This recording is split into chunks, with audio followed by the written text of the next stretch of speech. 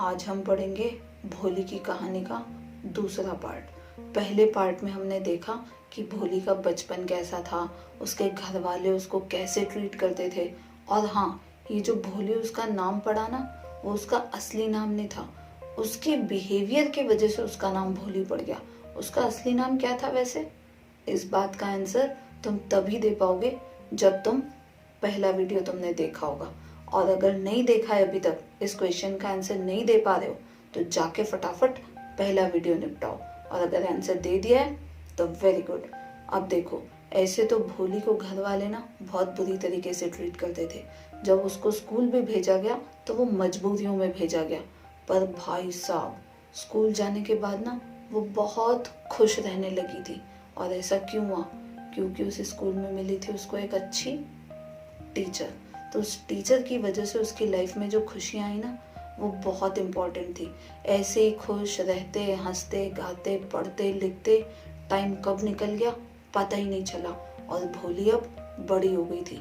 वैसे टाइम जो है ना, बहुत जल्दी निकल जाता है। तुम खुद याद करो वो दिन जब तुम रोते हुए, नाक पोंछते हुए, गले में बॉटल टांग के पहले दिन स्कूल आए थे। ऑलमोस्ट 10 साल हो गए उस बात को। आज तुम 10th में आ गए हो, पता चला नहीं ना? तो ऐसे ही इतने सालों में ना भोली भी बड़ी हो गई थी। इनफैक्ट उनका जो गांव था ना, वो भी गांव नहीं बचा, वो एक टाउन बन गया था। और भोली का स्कूल पहले प्राइमरी हुआ करता था, अब वो एक हाई स्कूल बन गया था। और वहाँ पे एक सिनेमा भी आ गया था। और तो और जो मेल ट्रेन थी ना, अब वो भी उनके गांव के रेलवे स्टेशन पे रुकने लग गई थी। कहने का मतलब कि ओवरऑल सारा सब कुछ चेंज हो चुका था। अब एक रात की बात है, रामलाल, बोले तो भोली के पापा, डिनर के बाद अपनी वाइफ को बोलते हैं कि तुम्हें क्या लगता है कि हमें उस भिशंबर का प्रपोजल एक्सेप्ट कर लेना चाहिए? अब तुम सोच रहे होंगे कि भिशंबर नाम का नया कैरेक्टर कौन आ गया। 2 मिनट रुक जाओ, सब पता चल जाएगा। उसकी मम्मी बोलती है, हाँ हाँ क्यों नहीं, इनफैक्ट ये तो हमारे लिए बहुत खुशी की बात है कि भोली के लिए प्रपोजल आया है। और भोली की किस्मत बहुत अच्छी है कि उसको भिशंबर का प्रपोजल आया है। एक शॉप, अपना मकान, और तो और बैंक में कुछ हजार रुपए भी हैं उनके पास। अब तुम सोच रहे होंगे कि कुछ हजार रुपए पे तो ये बड़े स्टाइल मार रहे हैं, जैसे बहुत बड़ी बात है। तो बेटे जान, ये उस टाइम की बात है जब कुछ हजार रुपए भी ना लाखों की कीमत रखते थे।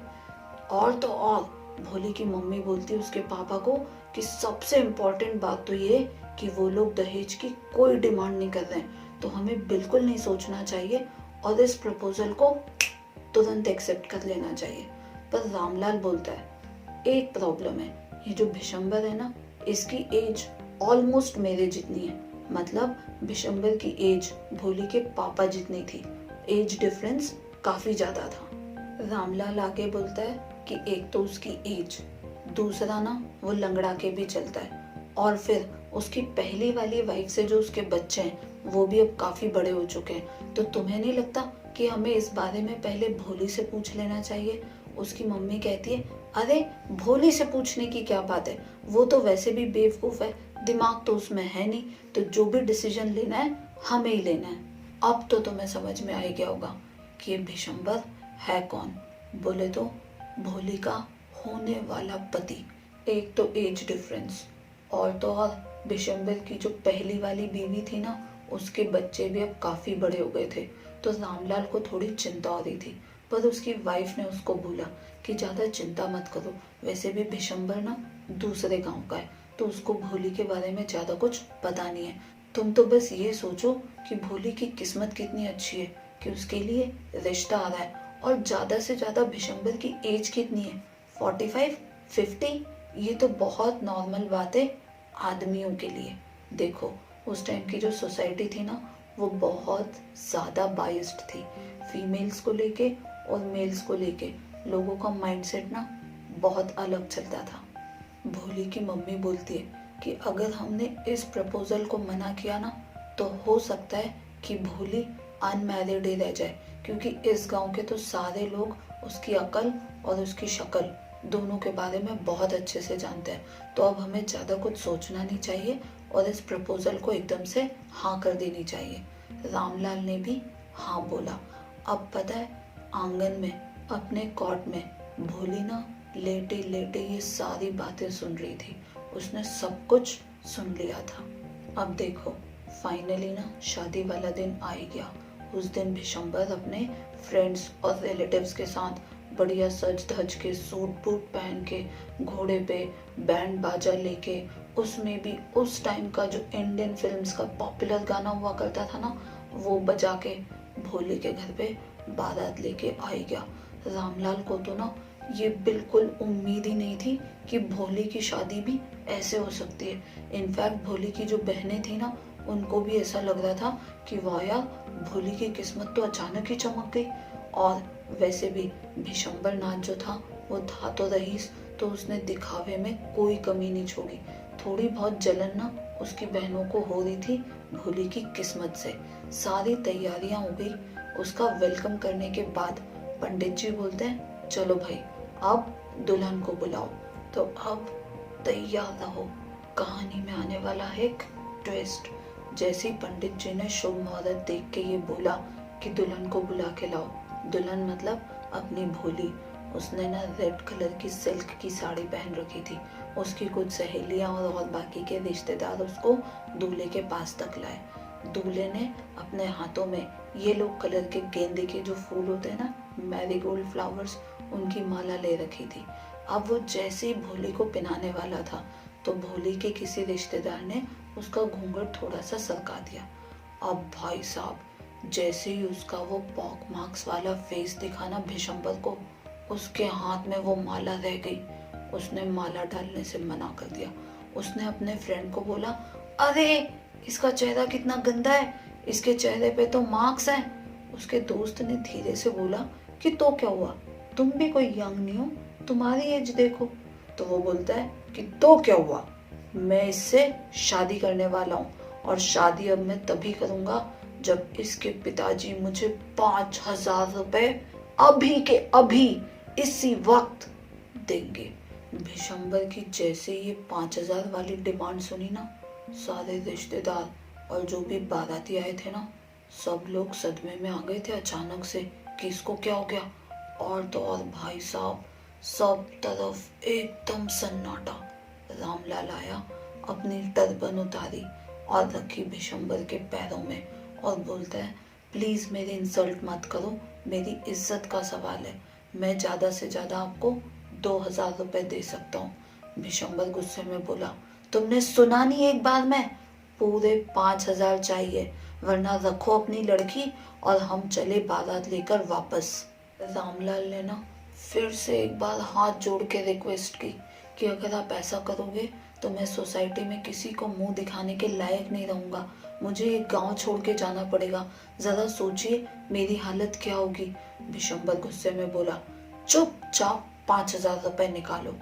रामलाल बेचारा छोटा सा मुंह लेके, आंखों में आंसू लेके अंदर गया।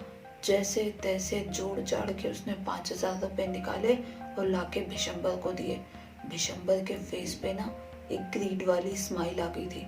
उसने सोचा, मैंने एक गैम्बल खेला और मैं उसमें जीत भी गया। फालतू में उसने 5,000 रुपए निकलवा लिए थे उनसे। अब वो बोलता है अपने दोस्त को कि लाओ माला लाओ, अब मैं इस लड़की से शादी करूंगा। अब जैसे ही भिशंबर आगे बढ़ा माला डालने के लिए, एक बार फिर भोली का जो घूंघट था ना, उसको पीछे हटाया गया।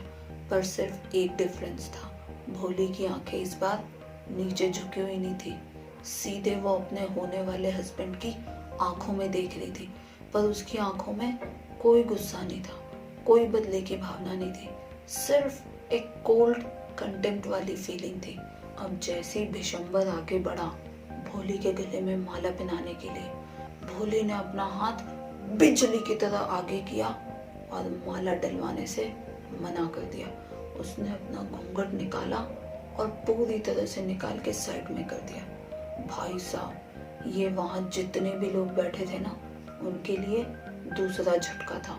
उन लोगों ने कभी एक्सपेक्ट नहीं किया था कि एक लड़की, वो भी भोली जैसी लड़की, शादी वाले दिन ऐसा कोई कांड कर सकती है। भोली खड़ी हुई और बोली, पिताजी, in a clear and loud sound. जब उसने बिल्कुल भी स्टैमर नहीं किया ना, तो उसके मम्मी पापा भाई बहन सारे रिश्तेदारों को झटका नंबर 3, क्योंकि उन्होंने तो ये कभी एक्सपेक्ट ही नहीं किया था कि भोली और बिना अटके एक ही बार में कुछ बोल ले। ऐसा तो हो ही नहीं सकता। उसने बोला, पिताजी आप ये पैसे वापस रखिए, मत दीजिए इस लालची आदमी को, क्योंकि ये क्या मुझसे शादी से मना करेगा। मैं मना कर रही हूँ, नहीं करनी मुझे इस लालची आदमी से शादी। और ये सब उसने एक ही बार में बिना स्टैमर किए एकदम क्लियर बोल दिया था। रामलाल तो बेचारा ना कुछ सोच ही नहीं पा रहा था। उसके तो चेहरे की हवाइयां उड़ी हुई थी। और जो रिश्तेदार थे, वैसे भी ये रिश्तेदार ना कभी खुश नहीं हो सकते।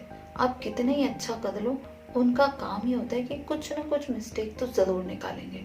तो ये जो भोली के रिश्तेदार थे ना, वो भी सब यही बोल रहे थे कि कितनी शेमलेस लड़की है, एक तो शक्ल भी नहीं है, ऊपर से इतना अच्छा रिश्ता आया था, उसको भी मना कर दिए। रामलाल ने भोली को बोला कि भोली पागल हो गई हो क्या, थोड़ा तो ख्याल करो हमारी इज्जत का, क्या कहेंगे लोग हमारे बारे में, कुछ तो सोचो, तुम ऐसा कर कैसे सकती हो। भोली ने बोला कि अपनी इज्जत के लिए ही ना मैं एक बार को तो इस आदमी से शादी करने के लिए तैयार हो गई थी, ये जानते हुए भी कि इसकी एज मुझसे बहुत ज्यादा है और इसके बच्चे भी बड़े हो चुके हैं, पर इसका ये जो लालचीपना दिखा ना, ये तो मुझसे बिल्कुल बर्दाश्त नहीं होगा। तो मैंने फाइनली डिसाइड कर लिया है कि मैं इससे शादी नहीं करूंगी, नहीं करूंगी, मतलब नहीं करूंगी, दैट्स इट। जब भोली ने अपना फाइनल वर्डिक्ट सुनाया ना कि वो उस बिशंबर से शादी नहीं करेगी, तो वहां पे एक बुड्ढी सी आंटी बैठी हुई थी। वो धीरे से बोली, कितनी बेशरम लड़की है, हमने तो सोचा था सीधी सादी गाय के जैसी है, पर इसकी हिम्मत देखो, कितना बोले जा रही है। भाई साहब, भोली ने सुन लिया ये। भोली गुस्से में पलटी और बोली, यस आंटी, सही, बिल्कुल सही। आपको यही लगता था ना कि मैं एक सीधी सादी गाय हूँ, इसलिए आपने सोचा कि इस सीधी सादी गाय को किसी भी ऐरे गहरे नत्थु खेरे को पकड़ा दो। सीधी सादी गाय, हकलाती हुई बेवकूफ, यही सब सोचते थे ना आप। अब सुनो, और सुनना है और बोलूं, अब मैं ना वो गाय नहीं बची हूँ, और अब मैं जैसा आप मुझे बेवकूफ समझते थे वैसे भी नहीं बची हूँ। इससे ज्यादा सुनने की हिम्मत रखती हो तो मैं और बोलूं।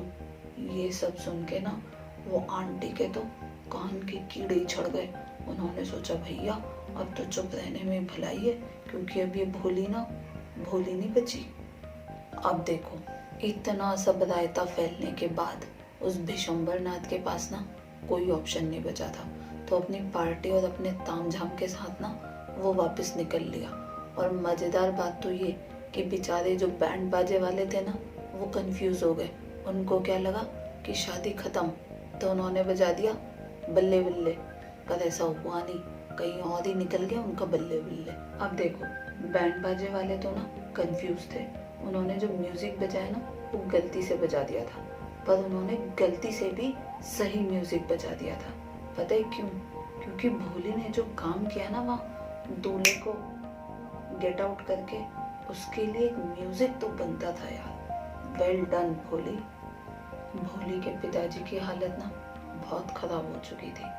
उनको ऐसा लग रहा था कि उनकी बहुत ज्यादा इंसल्ट हो गई। उनका सिर नीचे, आंखें नीचे, वो चल भी नहीं पा रहे थे। सारे रिश्तेदार जा चुके थे। इनफैक्ट वो जो फेरे लेने के लिए आग लगाई थी ना, वो भी धीरे धीरे बुझ चुकी थी। कहने का मतलब कि वहां पे अब भोली, उसके मम्मी पापा और उसके भाई बहन ही बचे थे। अब जैसे तैसे हिम्मत करके भोली के पापा, बोले तो रामलाल, भोली के पास जाते हैं और बोलते हैं, भोली अब तुम्हारा क्या होगा, जरा सोचो, अब कौन तुमसे शादी करेगा, क्या करोगी आगे अपनी लाइफ में। तो भोली बड़े प्यार से, बड़ी शांति से रिप्लाई देती है, पिताजी अब आप मेरी चिंता बिल्कुल मत करो, मैं यहीं रहूंगी और बुढ़ापे में आपका और मम्मी का ख्याल रखूंगी, और मैं जिस स्कूल से पढ़ी हूँ ना, उसी स्कूल में मैं भी पढ़ाऊंगी, है ना। मैं सही कह रही हूँ ना मैडम। ये किसने बोला? भोली ने। किसको देखते हुए बोला? उसकी टीचर को। टीचर याद आई, वही टीचर जिसने उसको एक बार एक बुक दी थी, कॉन्फिडेंस डेवलप किया था। और ये जो भोले ने आज इतना क्लियरली बोला ना, बिना अटके, वो सब इन मैडम की वजह से ही हुआ था। वो टीचर जो एक कोने में खड़ी होके ये सारा ड्रामा देख रही थी, वो बोलती हैं यस ऑफ कोर्स भोली। और जब उन्होंने ऐसा बोला ना, तो उनकी आंखों में एक चमक थी, बिल्कुल वैसी चमक जो एक आर्टिस्ट की आंखों में होती है जब वो एक अपना मास्टरपीस कंप्लीट कर लेता है और उसकी खूबसूरती को निहारता है और मन ही मन बहुत खुश होता है। देखो भाई, पूरी कहानी सुनने के बाद तुमको एक बात तो बहुत अच्छे से समझ में आ गई होगी, ये एजुकेशन ना बहुत पावरफुल टूल है। जीरो से हीरो बना सकता है वो तुमको। एजुकेशन में बहुत ताकत होती है। और अगर एक टीचर पढ़ाने वाला बहुत अच्छा मिल जाए ना, तो फिर